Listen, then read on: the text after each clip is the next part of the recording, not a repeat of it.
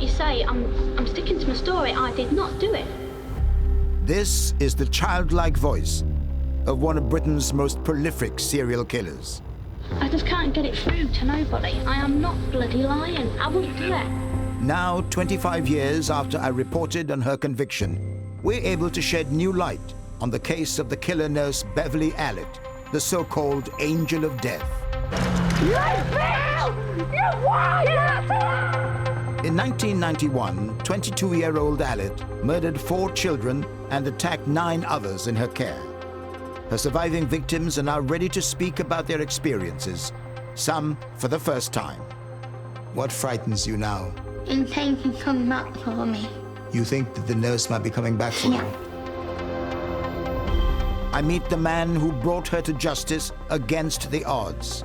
One very senior officer said to me, "You're chasing rainbows." And for the first time, I'm able to hear and share with those involved tapes of Beverly Allitt's police interviews. No matter what you say, and no matter how much you don't believe me, and I know you don't, I don't care. Revealing to victims new facts about her case. I didn't really know about that bit. And examining why she did what she did. It might be a much, much darker thing, which is the act of killing is enormously exciting. Finally, in revisiting this case, I discover new evidence that suggests Allitt may have faked her way out of prison and into the relative comfort of a secure hospital. Whatever Beverly Allitt wants, she will manipulate to try and get. She's a child murderer. She's been living the life of Riley in there. I don't know, I don't want to talk about it.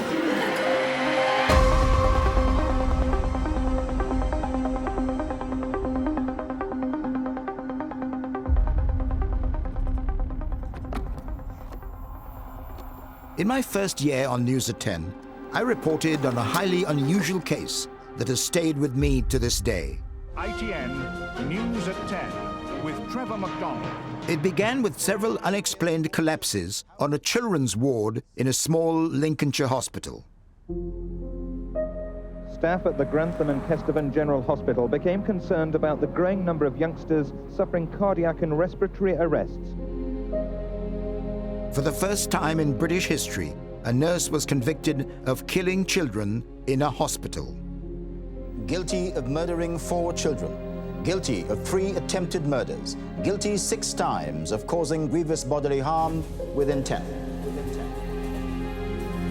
25 years on from her conviction, I'm still curious about the impact Beverly Allitt had on her surviving victims and how she was finally brought to justice.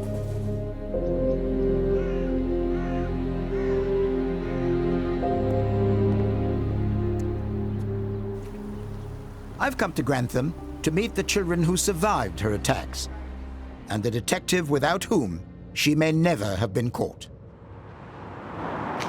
Former Superintendent Stuart Clifton remembers the case from the beginning, as if it were yesterday. On the 30th of April of 1991, a detective sergeant at Grantham rang me to say that there had been an abnormal number of child deaths and collapses. I went to the hospital myself the next day.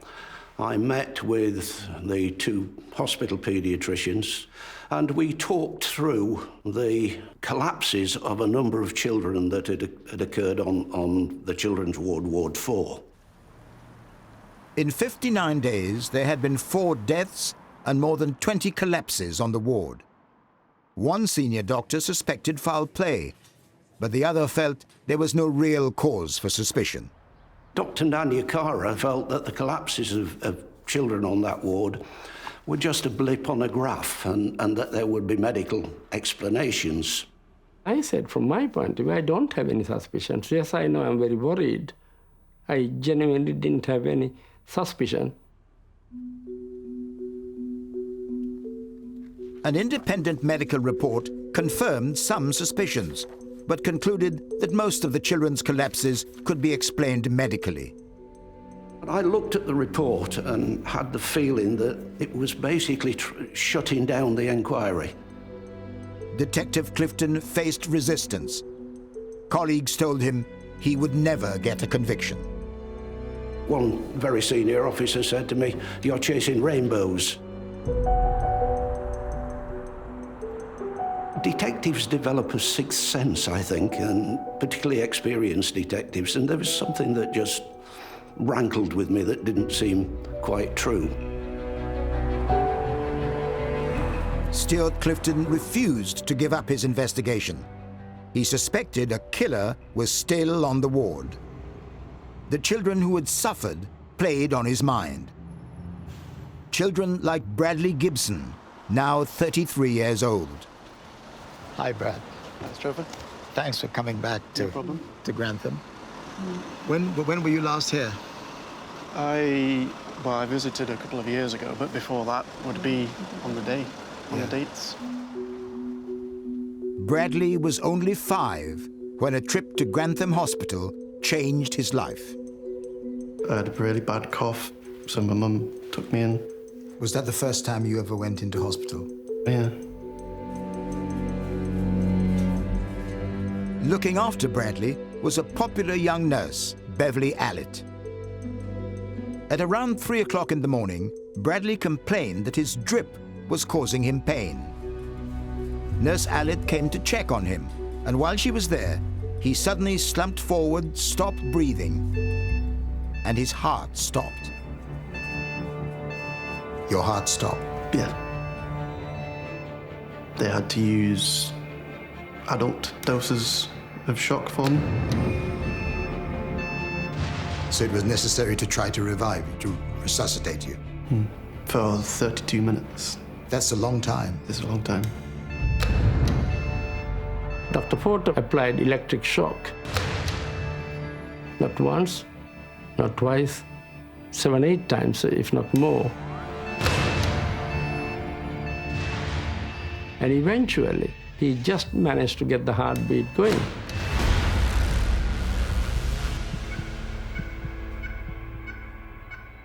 They were very close of only giving up.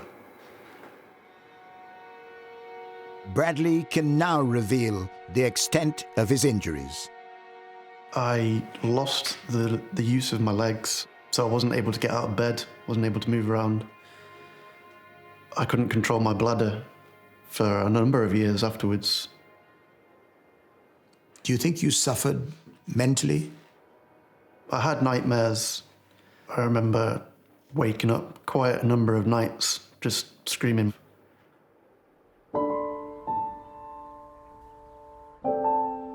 Before the nightmares began, 22-year-old Beverly Allitt was a well-liked nurse on a close-knit children's ward.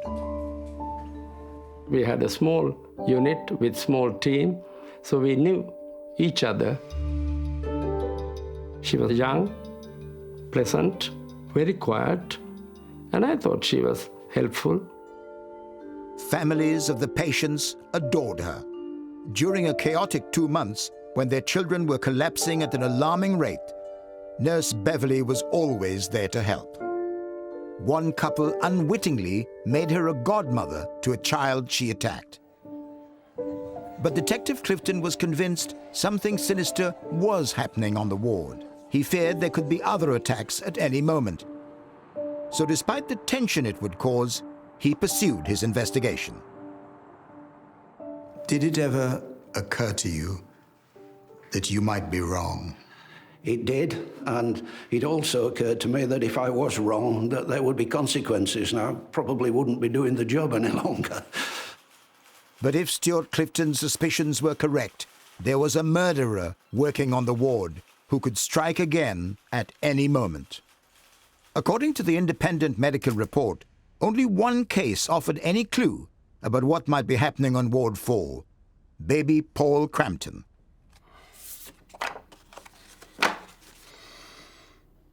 These are photographs of our children around the time. Quite old now, of course, but, you know, fond memories.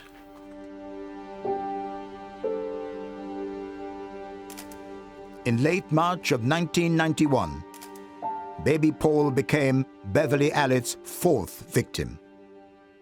When he was 5 months old, Kath rang me at work. She'd been to the doctor. Paul had got a wheezy chest, and she said they're taking him into hospital. I was on call for that weekend, I felt that he was reasonably stable, and I did tell the parents, if you want to, you can take him home. They said, Doctor, can we wait another day? I said, fair enough, if that's what you want. That extra day in hospital would prove critical for Paul. Early hours of the morning, I got a call. Paul had collapsed. Can you please come? Paul was laid there. Beverly Allitt was certainly in the room. Paul was grey, clammy. So I came dashing in. The crash team was already there. I checked some blood. I thought he very likely had a low sugar, what we call hypoglycemia. Dr. Naniakara gave the baby glucose, which suddenly brought him back to health. Sometime after, we were allowed into the treatment room and Paul was sat there happily playing with his toes. But every time he recovered, Paul collapsed again. On the third occasion, he was rushed to Queen's Medical Centre in an ambulance with a blue light, and Nurse Beverly Allitt accompanied my wife, Kath, in the ambulance. As soon as he was admitted to a new hospital, Paul was out of Beverly Allitt's control. He has since made a full recovery. But Paul Crampton's blood results held a key to what was happening on Ward 4. We knew that blood had been taken on the third collapse, and the insulin level was quite high. Detective Clifton called in the country's leading expert on insulin poisoning. They'd got pretty good evidence that something was going wrong, but nothing that they could absolutely guarantee proved that any of the children that had been harmed had been deliberately harmed. Professor Vincent Marks tested Paul's blood more thoroughly, and the results were extraordinary. We were able to show that Paul had an astronomically high level of insulin in his blood. We immediately got in touch with Stuart Clifton and said, you have got a cast iron case. I can tell you that somebody was giving Paul insulin in big doses that he didn't need. The police were now certain that there was a criminal at large on Ward 4. And they worked out that there was one nurse present at all of the attacks. I decided that I would have Beverly Allitt arrested. In my naivety, I suppose, I thought that a young girl that's never been in trouble with the police before might just tell us what she's done. I couldn't have been more wrong. No matter what you say, I'm sticking to my story. I did not do it. And that is the whole bloody truth. And it'll always be the truth. Beverly Allitt's arrest was only the beginning. With no hard evidence, police needed a confession to prevent a killer from going back on the children's ward. Stuart, tell me about the first time you brought in Beverly Allitt for an interview. Being an old-fashioned copper, I thought, 20-odd-year-old girl, never been in trouble with the police before, perhaps she'll tell us what it is that she's done. I couldn't have been more wrong. I've come to meet the team Detective Clifton assembled to arrest and question Beverly Allitt. So you arrest a young nurse for murder. What did she say? She was quite calm, quite confident for somebody who's just been arrested for murder. It was unusual. If I had been arrested for attempted murder of a child, then I think myself and most people would have a different reaction. She was really laid back, chatty. You know, it was almost as if, come on, Bev, we're going to take you into town for a cup of coffee, really, rather than, you know, you've just been arrested on the attempted murder of some child. As Beverly Allitt was taken in to be interviewed, Detective Michelle Billingsley sat next to her in the police van. We took her into Grantham Police Station. We'd obviously got the press and that round there taking these photographs. She looks as if she's enjoying it, doesn't she? I mean, she has got a smile on her face and she's peering out. I don't, I'm looking quite perplexed about it all, I think, but she certainly looks more relaxed than what I look. She doesn't look worried at all, does she?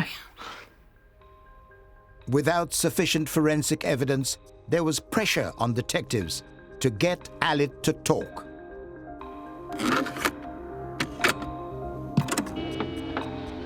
This interview is being recorded. I am Policewoman 489 Billingsley, stationed at Grantham. My colleague is... Neil Jones, Detective Inspector. What's your full name, please? Beverly Allitt. It's the first time in my career that I'd interviewed anybody that was under such suspicion. So I suppose there's a certain amount of anxiety that you get the interview right at the time. We'll have to tell you, Bev, that you don't have to say anything unless you wish to do so, but what you say may be given in evidence. You understand all that? The police knew that at least one victim, baby Paul Crampton, had been poisoned with insulin. They suspected Allitt was responsible, but lacked evidence tying her to the crime. They needed her to confess. You were arrested this morning on suspicion of the attempt murder of Paul Crampton, who was a baby on the ward from about the 20th of March. Those involved with the case have not heard these tapes for more than 25 years. Do you remember that child being on board? Yes, I do. The officers began by asking Beverly Allitt about Paul Crampton. We've got this kid for Paul Crampton. Some harm has been done to it, and you are the prime suspect at the moment. Everything points at you. You're I know everything points at me, but what can I do to say I didn't? I've told you I didn't do it, and I wouldn't dream of doing it to anybody. God, why a patient if I hated somebody that much? It soon became apparent that she wasn't going to admit to anything. Officers tried to pin Allitt down on her precise movements around Paul's collapse. And you say you went in there. Also in there was... Dad, Mr. Crampton and Paul. Paul's father, David, has never heard this interview before, and as Allitt did not give evidence in court, he's keen to hear her version of events. Did you give that child anything? Not a thing. I don't think I even went in the room. I'm really going to sneak back on the ward and say, oh, here, I'll have a bit of this. I was always sure that she had a clear plan. These tapes bring that into real crystal clarity. Clear thinking, clear thought, clear plan, know where I want to get to. No matter how much you don't believe me, and I know you don't, I don't care. I can't bloody lie to you. I'm not going to sit here and lie to you for days on end while I get questioned. There was a certain confident attitude about her. I think she thought, which she did, that she knew more than we did, which put her in that better position, which she obviously enjoyed. I'll tell you what, when I found out who bloody did it, having me in here all this pissing time, fed up.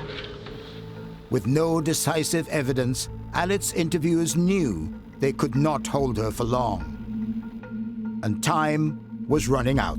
You haven't got evidence to say I injected him. What am I doing? Going round flipping, doing something to him all? Probably. Oh, what? You tell me what I could do. I am not bloody lying. I wouldn't do it. Unless they made a breakthrough, police might have to release a suspected killer back to work on a children's ward. But what am I And doing? it's you, Bev. You tell me what I'm bloody doing to the children. All I can say is I that don't Paul know. Crampton suffered that because of insulin. I know. So we have to So look I at don't know. who's had the access to insulin. No matter what you say, I'm sticking to my story. I did not do it. The 22-year-old nurse would not break. In fact, she grew more defiant. Is there anything you just want to clarify? Yeah, I'll be here all On the- year. You can keep me all Is there year. anything you want to say? Ask me next year. I'll clear another time. So, what did you think hearing those words again? It brings it all back, actually. And you heard her. You know, she sounded confident. She replied to us straight away. There was no hesitation. She knew exactly what she was doing. But she was absolutely defiant in saying that she was not involved. It just hammers home to me how devious she was. With no confession and insufficient evidence to keep her in custody, Stuart Clifton was left with no choice but to set Beverly Allitt free. I released her on bail because the Police and Criminal Evidence Act ties you to time limits. He then found himself having to convince the hospital not to let her back on the ward. If this was a killer, and I believed at that stage it was, allowing somebody to go back into an environment where they could yet again kill was more than I could stomach. Death at Grantham District Hospital have been investigated by police. A nurse is on extended leave. Stuart Clifton appeared on News at 10, but couldn't say what he actually believed. It's too early yet to say whether there is anything at all sinister in this case. Detective Clifton had already found his murderer, but he could not tell even the victim's parents, like Bradley Gibson's mother, Judith. We just all want some kind of decision making, and very quickly. None of us wants to go through this any longer. I then set about investigating the collapses of the other children. With Beverly Allitt now free, Stuart Clifton feared she could kill again. He began to widen his investigation to gather the evidence he needed to bring her back in. I was a bit of a handful back then. A very naughty kid. Must have been a nightmare for my parents then. Michael Davidson had his brother Mark at his bedside when he collapsed on Ward 4. They're both meeting me in Grantham, not far from the hospital where it all happened. One of them things, you know, after a while you kind of get used to the idea of going, you know, back needing to go there at some point in my life. Mark was with Michael while Beverly Allitt made up his routine antibiotic injection. As the doctor gave Michael the injection, no one knew that Beverly Allitt had tampered with the syringe.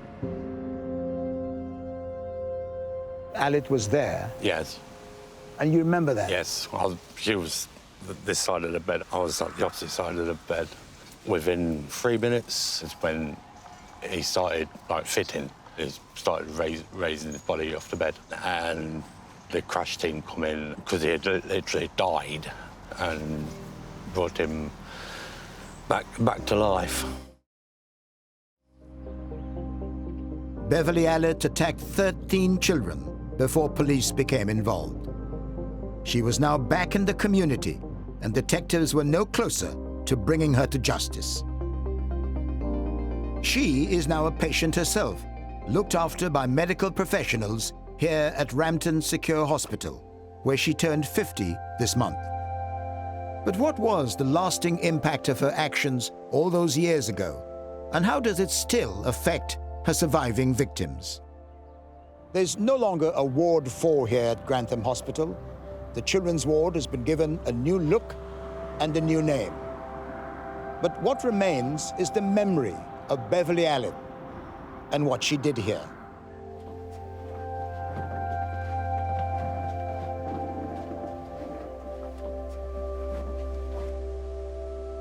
Kaylee was 15 months old in March 1991 when she collapsed twice at Grantham Hospital.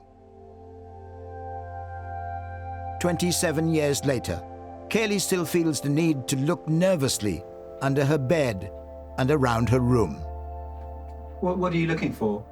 Nurse Allitt. Why? Can I see her when I'm in bed? You see her when you're in bed? Yeah.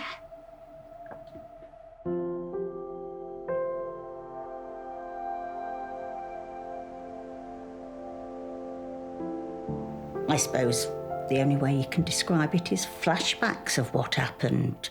She sort of looks under a bed in drawers, looking for, actually, Nurse Allitt, although you're told time and time again, she is not there. Kaylee was already suffering from a rare disorder that affected her development and growth when her nurse, Beverly Allitt, attacked her. Kaylee was injected with air underneath her armpits that made her lungs collapse. She had what they call respiratory arrest. How did you think this happened? Well, we was just told it was the nurse that actually injected the air under her arm.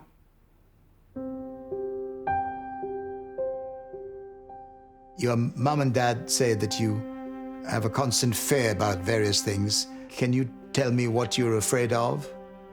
What do you tell Mummy you're afraid of? What frightens you now? In case he comes back for me. You think that the nurse might be coming back for you? Yeah. Yes, but that will never happen. She wouldn't recognise you now, would she? You was just a little baby. And I tell you time and time again, don't I? It's very difficult for her to understand, and you could tell her one day and then, a few days later or a couple of weeks later, the same questions are asked again. Yeah. No, don't cry. Can you? Sorry. I'm sorry. Beverly Allitt nearly got away with these crimes. In the spring of 1991, she was the prime suspect, but with no hard evidence, police were forced to let her go. So a killer was back in the community, and the police were running out of options. They looked into her past for any clues that might help them build their case. She grew up in a good, honest, hard-working family. She's, a nice local village girl. At first, they found little of relevance to their inquiry. Beverly Allitt's home life in the village of Corby Glen was remarkably stable. Jeremy Marshall Roberts had long been a friend of her family, and he would leave Beverly looking after his young children. She used to come and take Charlie and Jamie and the dog Cromwell for a walk in the afternoons. Charlie would be, walking in the hand, and Jamie would be in the pushchair. We certainly wouldn't have let her take our children out if we thought anything untoward might happen. When police dug deeper, a darker side emerged. She had a really checkered history. She was a born liar. From being a child, she made things up. I think the main thing was this attention-seeking thing. There was a pattern of faked illnesses, arms wrapped in bandages, behavior to seek attention and sympathy. I think by creating this drama and being the person who's right at the middle of it, it made her realise how much control she could have over other people. And I think that became quite addictive for her.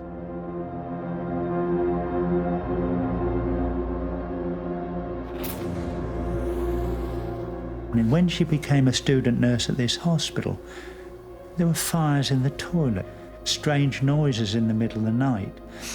And I think this is an escalation. I mean, there had always been, and when you looked at her previous history, there'd always been problems. In 1 year, Allitt was off work for 100 days, claiming an array of illnesses. She also became violent with her boyfriend. After she started working at the hospital, she started getting a little bit rough with me. We used to have an argument, and she'd turn around and kick me in the balls. She grabbed hold of my hair and brought me to my knees.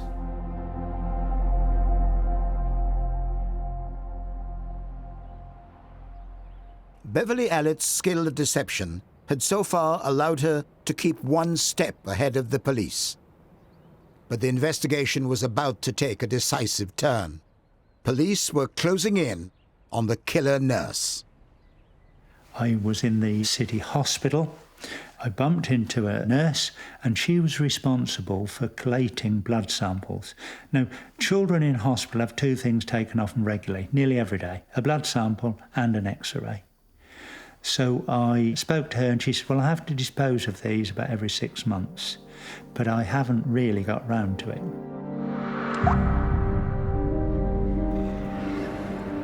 If Nottingham City Hospital had been sent blood samples from Allitt's victims, they might still be in storage. Now, this fridge that I went to look at is bigger than this sofa, and we got into it upside down, pulled it all out, thousands of samples, and we recovered 9 samples of blood from the 13 children. These were tested, and in some of the samples there was insulin found in some of these blood samples. There was potassium, I recall, being found in others, which obviously was then bringing, through the medical experts, the professors, other children into this inquiry. The police now had proof of poisonous chemicals in the blood of Allitt's victims at the time of their collapse. So what was your next step? My next step was interviewing Beverly Allitt yet again. Would you like to give your full name, please? Beverly Allitt. And your date of birth? 4th the 10th, 1968. Gone was the confident, combative Beverly Allitt. She now resorted to playing a very different game. I've already been interviewed at great length by police in relation to various allegations made. I have been under great pressure because of the vast amount of media attention on me, and in this case I do not therefore wish to answer any more questions.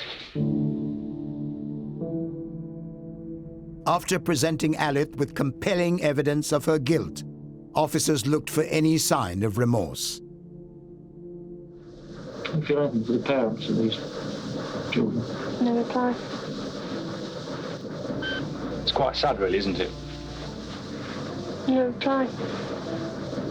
Obviously, her solicitor was there, and she just made no comment throughout the whole of the interview. Especially children, in particular to me, people like Claire Peck. 15-month-old girl. Smiles and winks at the staff. Claire Peck. She came into the hospital with asthma. She's left with Beverly Allitt for the space of 2 minutes, no more. And she suffers the first of 2 collapses. Dr. Porter goes away to tell the parents of the little girl that she's on the road to recovery. Beverly Allitt's left with her, and within the space of 2 minutes, she's stopped breathing and they can't resuscitate her. Don't you feel anything for those parents or the children themselves? No reply. Here is a little girl that ostensibly is on the road to recovery, and in the space of 2 minutes, she's killed her. You shake your head and smile. Did you find this amusing? No reply. Horrific. And you were absolutely certain that the first doctor had probably saved her from collapse, but that within a few minutes, Beverly Allitt had injected her? Absolutely. Absolutely. But this time, police did have enough evidence to hold her. And then she was charged. She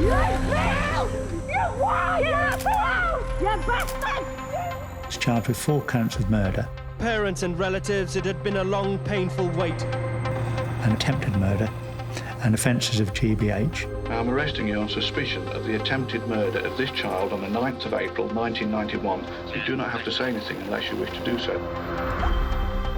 Beverly, I have to tell you that you do not have to say anything unless you wish to do so, but what you're saying may be given away. I am now arresting you for the attempted murder of Kaylee Joanders. She made no comment about the charges. Can you recall that day? No reply. She was then taken to a cell and went to sleep, and had to be woken in the morning to go to court. So she had to be woken to go to court? Yeah. This young lady was callous, sadistic. She was attacking children after children. They were vulnerable, innocent, defenceless, and yet she had no emotion whatsoever and no remorse. A nurse appeared in court at Grantham in Lincolnshire today, charged with the murder of 3 babies and an 11-year-old at the hospital where she worked. The trial began on February the 15th, 1993. Allitt is denying 4 murders and 11 attempted murders. The true horror of her crimes came out in court. Evidence suggested that she suffocated some of her victims. 3 months later, a verdict was reached. There was emotion in the public gallery as the verdicts were announced. There was an audible sigh of relief as the first of the guilty verdicts was announced. Guilty of murdering 4 children, Guilty of 3 attempted murders. Guilty 6 times of causing grievous bodily harm with intent. For the first time in British history, a nurse had been found guilty of murdering children in a hospital. You know, you put so much faith and trust in nurses. They're supposed to help you. Do I feel betrayed by the nurse? Absolutely. Absolutely. Something like that shouldn't happen. Victims' families were determined to see Beverly Allitt sent to prison for life. And in late May of 1993, they finally got some news they wanted to hear.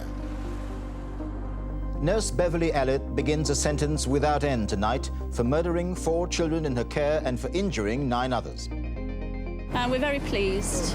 13 life sentences is what we hoped for, and that's exactly what we've got. I only hope that she's never released. Parents of her victims looked on as the convicted serial killer was driven from court to begin her 13 life sentences at Holloway Prison. But she would remain there only for a week.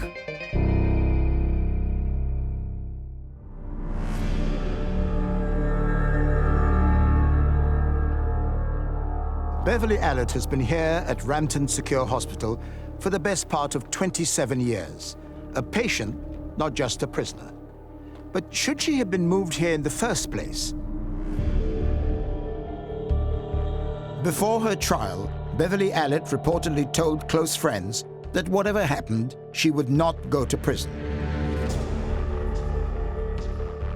Beverly Allitt was not deemed to be seriously mentally ill when she committed her crimes. And on sentencing, she did not meet the criteria for transfer to a hospital. Once in prison, she refused to eat or drink and was diagnosed as having a psychopathic disorder. After only 1 week, she was moved to Rampton Hospital. Shortly after her arrival here, an ITV film crew gained extraordinary access to Rampton and managed to see Beverly Allitt in the hospital and to talk to her about what her life was like. It's not too bad. What's the good thing about it? We're out, got more freedom in it. Do you like it better than where you were before? Yeah. Why? Because I've got more freedom. I'm not locked up all the time. I think it's wrong. She should be in a prison for the crimes she committed. She's a murderer. She's a child murderer. She's been living the life of Riley in there. She should be serving her life sentences in a prison, behind bars. It can't be no fault I'm making. I asked 2 leading criminal experts for their opinion on Allitt's mental state at the time of her arrest. But what if it's a deliberate fault you're making? What can I do deliberately to do it? I won't know what to do. Jeremy Coyd has assessed some of Britain's most notorious killers, including Ian Brady and Peter Sutcliffe. She doesn't sound like somebody who has a severe mental illness or a personality disorder so severe that she needs to go to Rampton. You've got it out of allocation, but you've got it in paper. Elizabeth Yardley has written extensively on healthcare serial killers. When we start talking about mental ill health, we're looking at people who aren't in control of their actions. But it's very clear to me that Beverly Allitt knew exactly what she was doing. She knew it was wrong and she chose to do it anyway. I think somebody who has committed murder knowingly, willingly, I think, yes, they should be in prison. Beverly Allitt was first moved from prison to hospital when she showed signs of anorexia while on remand. But our research has uncovered a psychiatric assessment of Beverly Allitt before trial, which judges her fit to plead and raises serious questions about the authenticity of the original symptoms that had her moved. We've had sight of an official report which suggests that Beverly Allitt was faking the anorexia, which had her moved from prison to hospital in the first place. Is this more evidence of her manipulative behavior? I think this woman is an incredibly manipulative individual.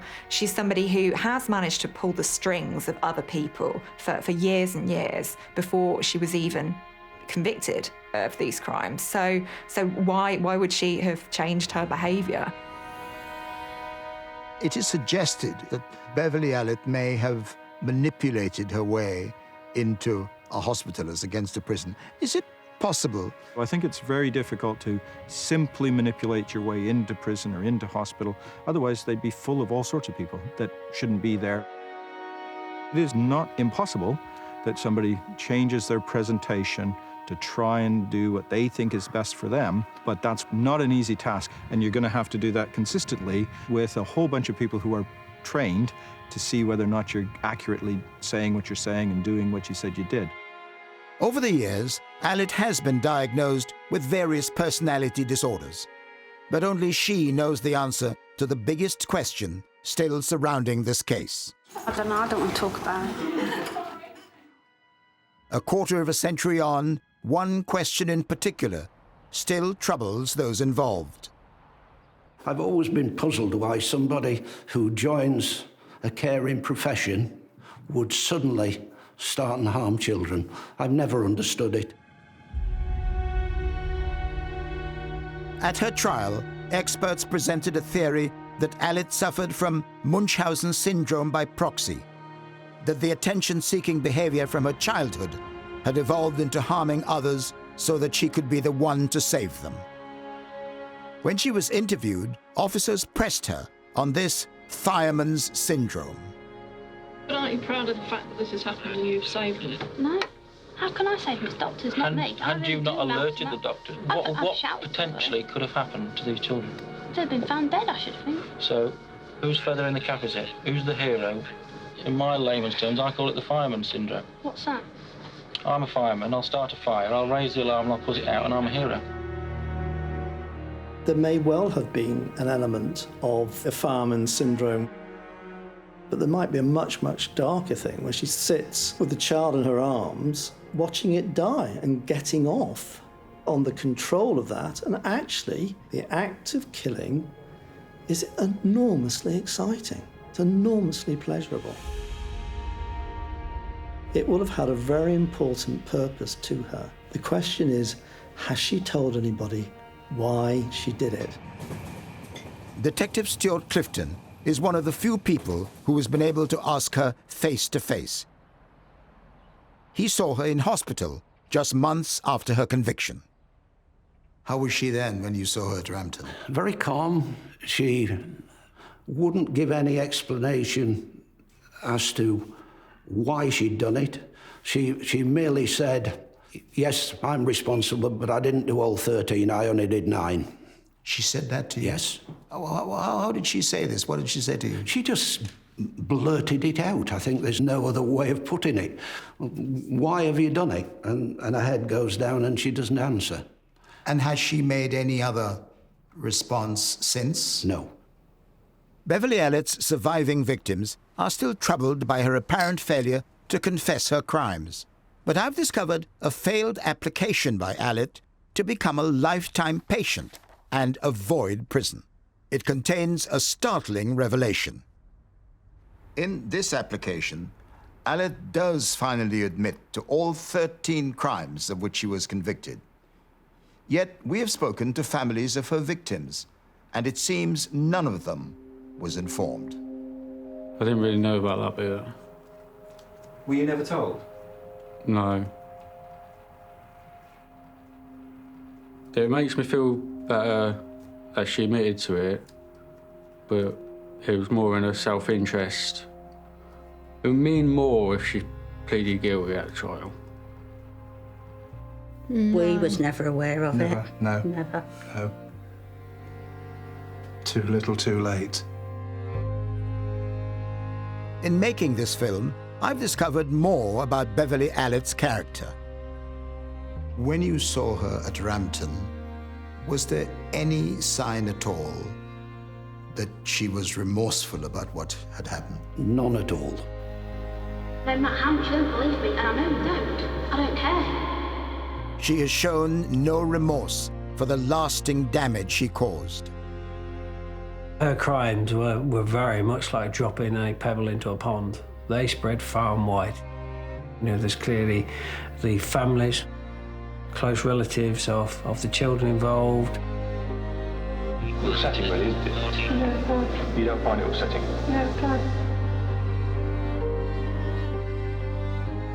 I have seen and heard how Beverly Allitt continued her controlling behavior after she committed her crimes. But why did she attack and murder those children on Ward 4? That is one secret I fear she will take to her grave. You haven't got evidence to say I injected him. No, we've just got... Well then, if you haven't got evidence